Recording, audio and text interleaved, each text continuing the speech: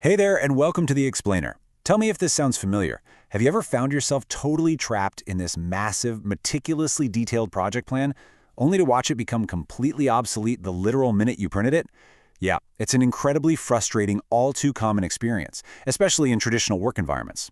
But today, we're going to fix that by totally demystifying Agile and Scrum. Our goal here is simple. We want to break down these concepts so you can stop fighting against inevitable changes and actually start leveraging them to deliver real value. Now, to make sense of all the jargon right up front, I like to use a really simple analogy. Think of it like a diet versus a meal plan. Agile, well, that's the broad lifestyle philosophy, the diet, if you will. Scrum, on the other hand, is your specific daily recipe. It's the meal plan that tells you exactly how to execute that lifestyle. Here is our clear roadmap for today to cut through all that jargon. First, we'll cover the Agile mindset shift, followed by entering the Scrum framework. Then, we'll break down the 3 Scrum roles, the 5 Scrum events, and the 3 Scrum artifacts. Finally, we'll wrap up with living the Scrum values. Section 1. The Agile Mindset Shift. Adapting to Change. Okay, so before we get into the exact nitty-gritty mechanics of how to work, we really need to establish the foundational philosophy, the why. And the fascinating thing here is that Agile isn't just about speed. Not at all. It's a fundamental shift in priorities. Back in 2001, the Agile Manifesto completely revolutionized software development, but honestly, its lessons apply absolutely everywhere today. By prioritizing human connection and actual working outcomes over heavy, comprehensive documentation, teams unlock real adaptability.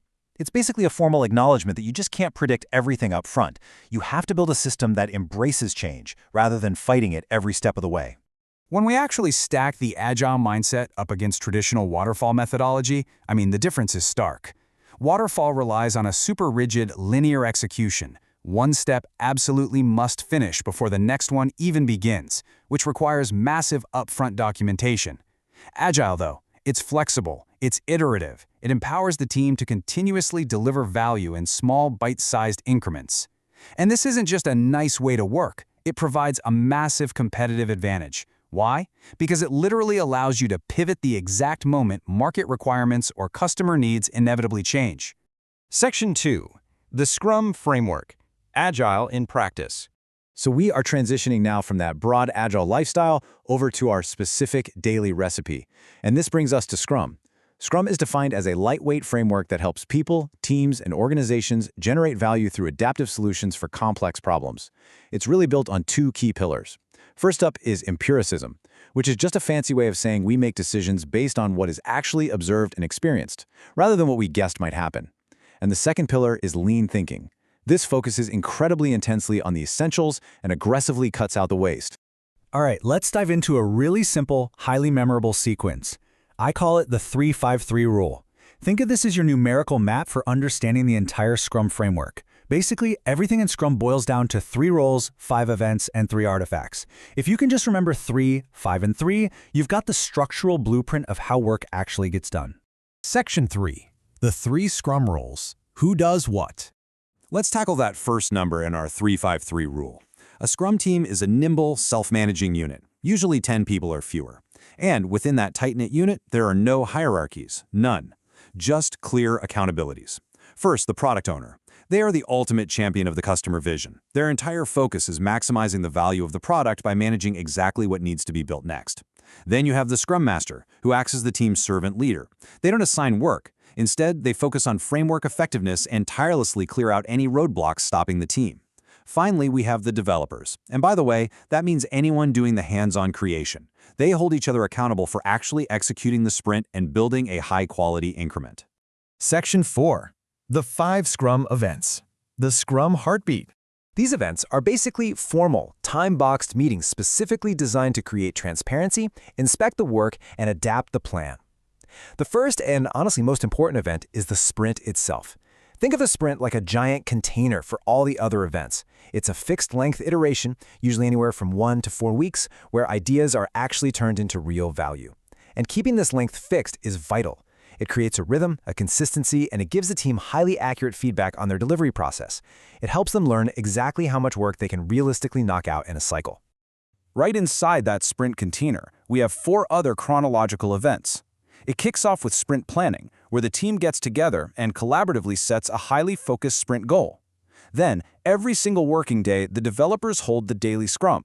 This is a super fast 15-minute sync to adapt their immediate plan. Next, at the end of the iteration, we have the sprint review. This is a collaborative session where they actually show the working product to stakeholders and gather real-world feedback. And finally, and this is absolutely crucial, the sprint closes out with the sprint retrospective. This is where the team takes a hard look inward to figure out how they can improve their own processes for the next time around. Section 5. The 3 Scrum Artifacts. Max Transparency. So, we've finally reached the last number in our 353 rule. Now, artifacts is really just a fancy word for the things that represent the actual work being generated.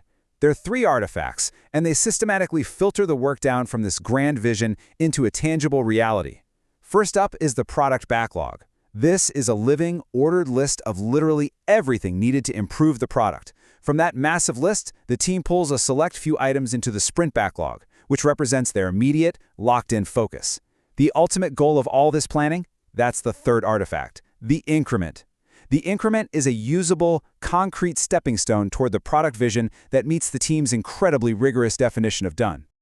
And this right here brilliantly illustrates the absolute genius of the Scrum framework, the distinct separation of focus. See, the product backlog lets you dream big. It captures the overarching product vision and adapts to the market over months or even years. But the sprint backlog? That acts like a protective shield. It represents a hyper-focused, locked-in commitment for the current sprint. This ensures the team isn't constantly getting derailed by changing big-picture ideas while they're just trying to execute the immediate work in front of them. Section 6. Scrum Values. The human element. Here's the most crucial point of all.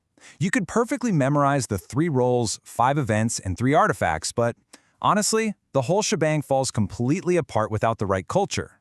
The mechanics of Scrum require deep trust, and trust is built by actually embodying these 5 fundamental values.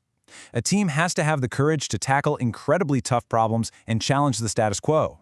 They need real respect for each other as capable, independent professionals. They absolutely must maintain openness to admit when a project is going off the rails without any fear of blame.